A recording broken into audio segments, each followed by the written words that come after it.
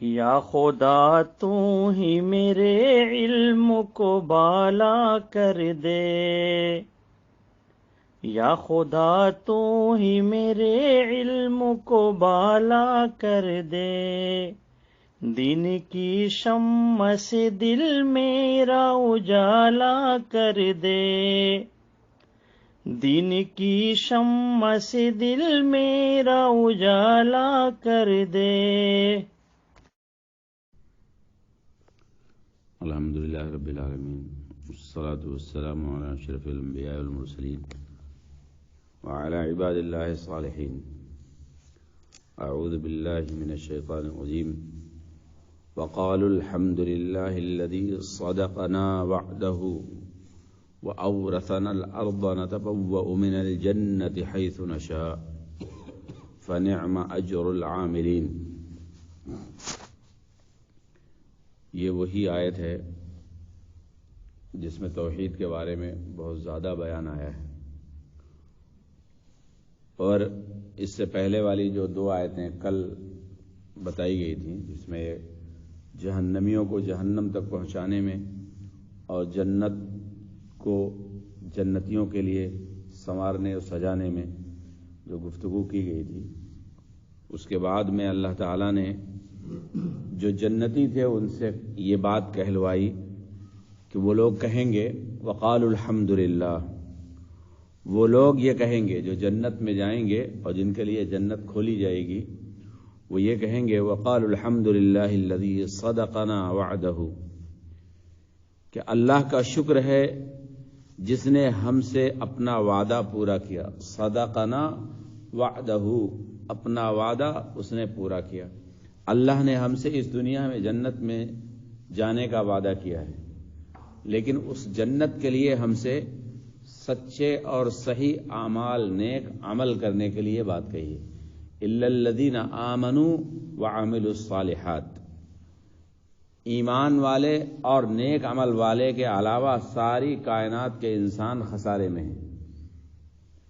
الا الذین آمنوا وعملوا الصالحات، یہ وہ لوگ ہیں جو خسارے سے پاک ہیں، خسارے سے بچے ہوئے ہیں، کیونکہ ان کے پاس ایمان ہے اور دوسری چیز عمل صالح ہے، اور عمل صالح کا بدلہ اللہ کی جنت ہے۔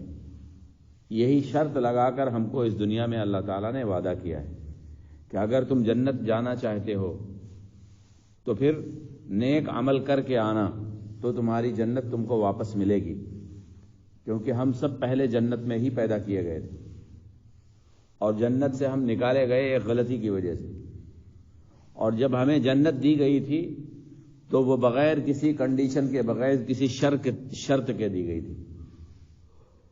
پہلی فرصت میں جب ہمیں جنت ملی تھی تو کوئی کنڈیشن نہیں تھی، نہ عبادت کی اور نہ ہی کسی اور کام کی۔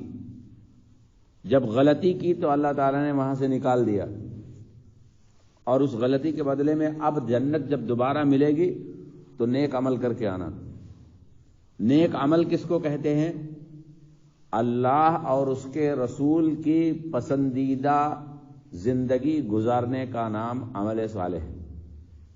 اللہ اور اس کے رسول کے حکموں کے مطابق زندگی گزارنے کا نام عمل صالح ہے۔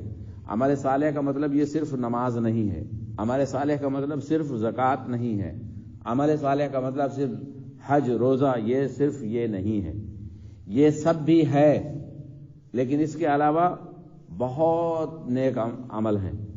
کسی کو مدد کر دینا، کسی غریب کو کھانا کھلا دینا، کسی کو بیماری کے لیے جا کے دیکھ لینا، کسی کے ساتھ محبت سے مسکرا دینا، یہ سب کے سب عمل صالح میں آتا ہے۔ چھوٹے سے چھوٹا بھی عمل اور بڑے سے بڑا بھی عمل۔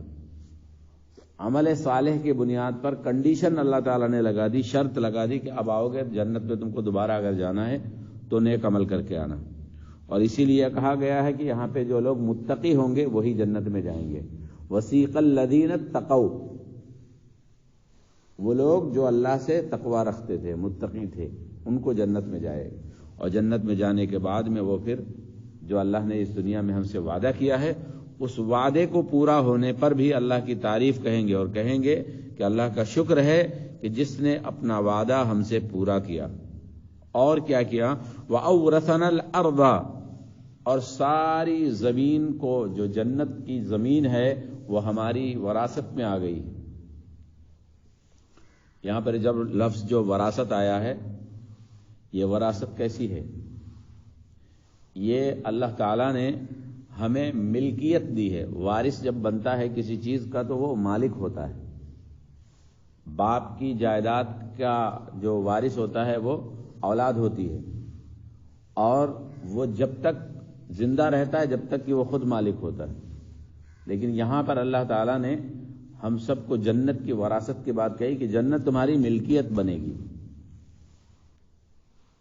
جب شرطوں کے ساتھ ملے گی تو ملکیت بنے گی. وَأَوْرَثَنَا الْأَرْضَ نَتَبَوَّأُ مِنَ الْجَنَّةِ حَيْثُ نَشَاءُ، اور اس زمین کا وارث بنا دیا اور کہا کہ جنت میں جہاں چاہیں مقام کریں، جہاں چاہیں ٹھہریں، جہاں چاہو گھر بناؤ، جہاں چاہو رہو. فَنِعْمَ أَجْرُ الْعَامِلِينَ، بس عمل کرنے والوں کا کیا ہی بہترین بدلہ ملے گا. فَنِعْمَ أَجْرُ الْعَامِلِينَ، بدلہ تو صرف اچھے کاموں کا ہے. جو جنت میں ان کو ملے گا وہ صرف نیک عمل کے بدلے میں ملے گا، اچھے اعمال کے بدلے میں ملے گا. اور جنت جس کی وراثت ہو اس کو اس دنیا میں نیک عمل کرنے کی بہت زیادہ ضرورت ہے. اگر بغیر نیک عمل کے گئے تو جنت میں وراثت تو کیا، جنت میں داخلہ بھی نہیں ملے.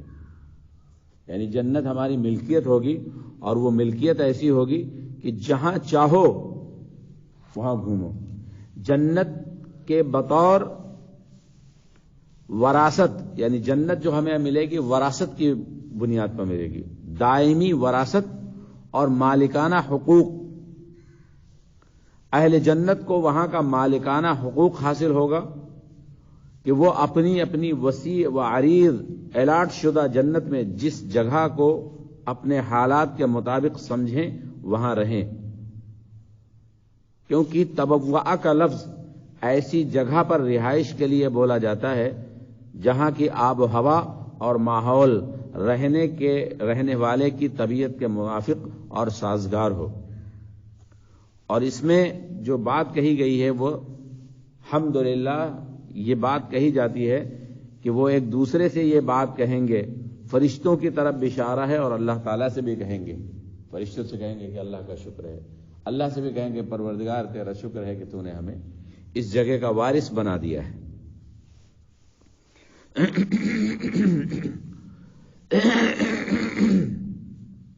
فنعم اجر العاملین میں ایک بات اور ہے کہ بہت ہی اچھا ہوگا اجر عمل کرنے والوں کا، یعنی جو اجر ملے گا نیک عمل کرنے والوں کو ہی ملے گا. گواہوں نے گواہیاں دے دی، آخری فیصلے صادر کر دیے گئے، سزا پانے والوں کو جہنم کی طرف بھیج دیا گیا اور کامیاب ہونے والوں کو جنتوں میں پہنچا دیا گیا. اب اس کے بعد والی جو آیت آئے گی وہ آخری آیت ہوگی جس میں محشر کا آخری دی اینڈ، یعنی جہاں پہ ختم ہوگا.